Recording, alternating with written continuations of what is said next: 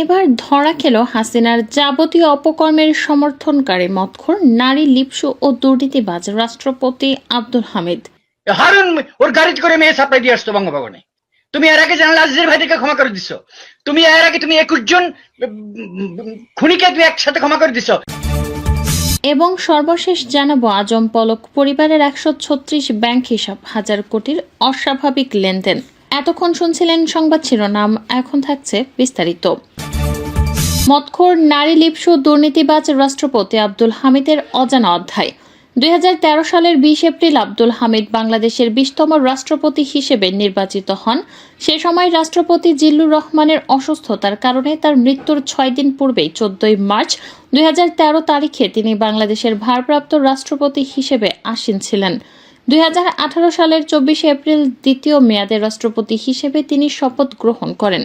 কিশোরগঞ্জের সন্তান রাষ্ট্রপতি আব্দুল হামিদ একজন সংসদ সদস্য, জাতীয় সংসদের স্পিকার বা উকিল হিসেবেও একসময় পরিচিত ছিলেন। বিদেশে চিকিৎসার নামে প্রতি বছর অক্টোবর মাস এলেই সপরিবারে প্রমোদ ভ্রমণে বের হতেন এই রাষ্ট্রপতি আব্দুল হামিদ।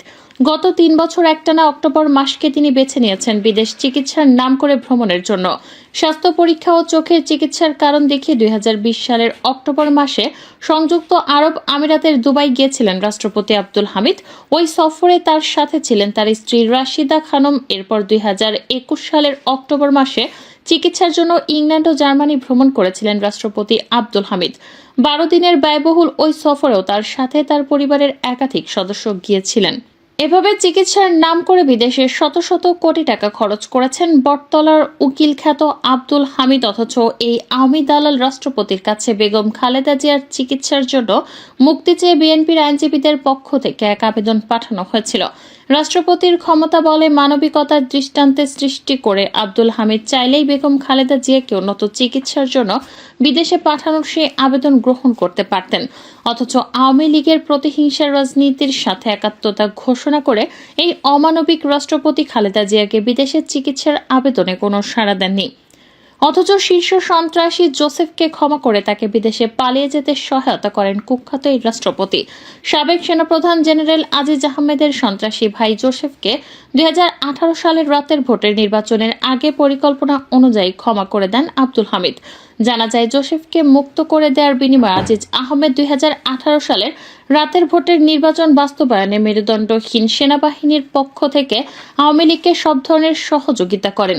অর্থাৎ ভুয়া নির্বাচন বাস্তবায়নের নীল নকশা প্রণেতাদের মাঝেও অন্যতম এক কুশীলব হলেন এই আব্দুল হামিদ। আওয়ামী লীগ সরকার ক্ষমতায় আসার পর থেকে অসংখ্য ফাঁসির আসামিকে রাজনৈতিক বিবেচনায় ক্ষমা করে দিয়েছেন আব্দুল হামিদ। রাষ্ট্রপতির ক্ষমায় ভয়ঙ্কর অপরাধীরা রেহাই পাচ্ছে এমন দাবি করেছিলেন বিএনপির যুগ্ম মহাসচিব রুহুল কবির রেজভী।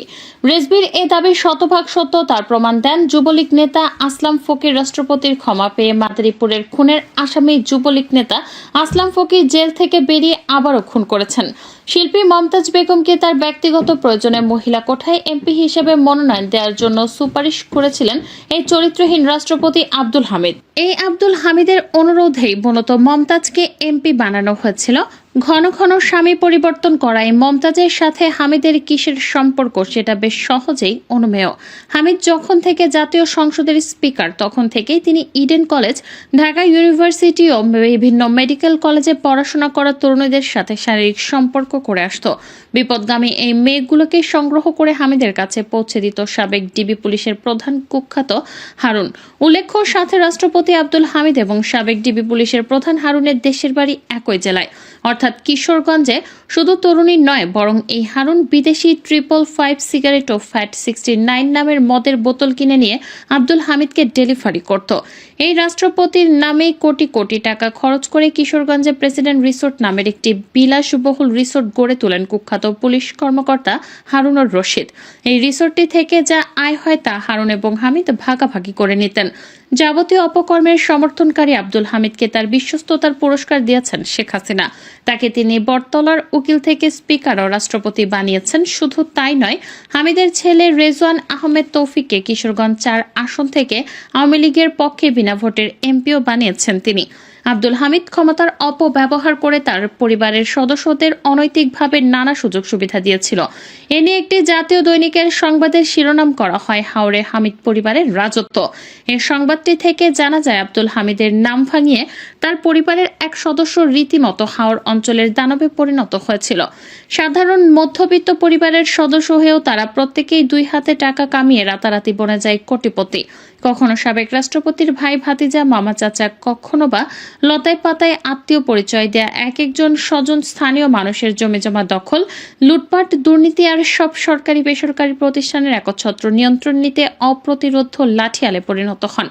নিজের ভাই ভাতিজারা যখন তাকে বেচে দিতে হাওর অঞ্চলকে নিজস্ব তালুকে পরিণত করেছিল, সাবেক রাষ্ট্রপতি আব্দুল হামিদ তখনও ছিল নির্বিকার, কাউকে তিনি কিছুই বলেননি। অর্থাৎ বোঝা যাচ্ছে যে আব্দুল হামিদের মদদেই তার পরিবারের এক একজন সদস্য দুর্নীতিবাজ হয়ে উঠেছিল। যেমন আব্দুল হামিদের আপন ভাইয়ের নাম আব্দুল হক নূর। আব্দুল হক নুরু নিজস্ব লাঠিয়াল বাহিনী দিয়ে উজান এলাকার কিশোরগঞ্জ, কটিয়াদি, পাকুন্দিয়া, ভৈরব, ব্রাহ্মণবাড়িয়া, সরাইলের কৃষক ও জিরাতিদের শত শত একর জমি দখল করে বছরের পর বছর চাষাবাদ করে। ভুক্তভোগীরা জানায় সরকারি নিয়োগের জন্য নুরুর এজেন্টরা চাকরি প্রার্থীদের প্রলুব্ধ করে টাকা নিতেন। এরা 10 থেকে 20 বা 30 লাখ টাকা পর্যন্ত হাঁকিয়ে দরদাম ঠিক করতেন। প্রতিটি পদের জন্য একাধিক প্রার্থীর কাছ থেকে টাকা নেওয়া হতো, তবে অনেকেই ঘুষের টাকা ফেরত পাননি।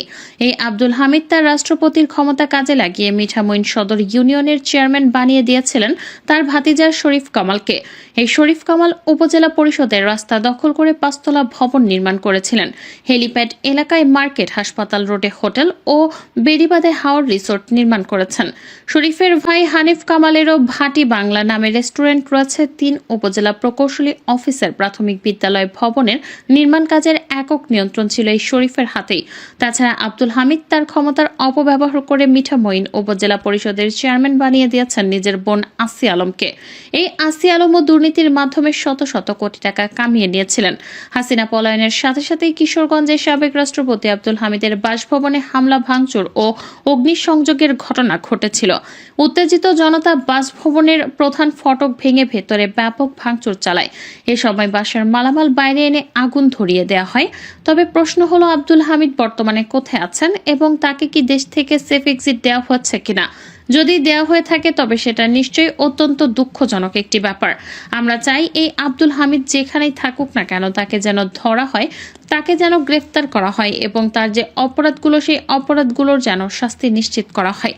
ক্ষমতার অপপ্রয়োগকারী এসব অর্থর্ব অযোগ্য মানুষেরা রাষ্ট্রপতির পদকে কলঙ্কিত করেছেন। আমরা প্রত্যাশা করি হামিদের মতো অযোগ্য বা জোকার টাইপ ব্যক্তি নয়, বরং এপিজে কালাম বা বারাক ওবামার মতো শিক্ষিত দেশপ্রেমিক ব্যক্তিরা বাংলাদেশের রাষ্ট্রপতির পদে একদিন আসীন হবে। সাবেক বস্ত্র পাট প্রতিমন্ত্রী মির্জা আজম ও তার স্ত্রী দেয়ান আলেয়ার 80টি ব্যাংক হিসাবে 907 কোটি 66 লাখ টাকার অস্বাভাবিক লেনদেনের তথ্য প্রমাণ পেয়েছে দুর্নীতি দমন কমিশন। এর মধ্যে মির্জা আজমের 60টি ব্যাংক হিসাবে 2024 সালের অক্টোবর পর্যন্ত 725 কোটি 70 লাখ 42 হাজার টাকা জমা ও 724 কোটি 89 লাখ 93 হাজার 715 টাকা উত্তোলন করা হয়েছে। মির্জা আজম ও তার স্ত্রী দেয়ান আলেয়ার বিরুদ্ধে অর্ধশত কোটি টাকার অবৈধ সম্পদ অর্জনের দায়ে বৃহস্পতিবার দুদকের উপপরিচালক মোহাম্মদ সালাউদ্দিন ও সহকারী পরিচালক মোহাম্মদ ফেরদৌস রহমান বাদী হয়ে মামলা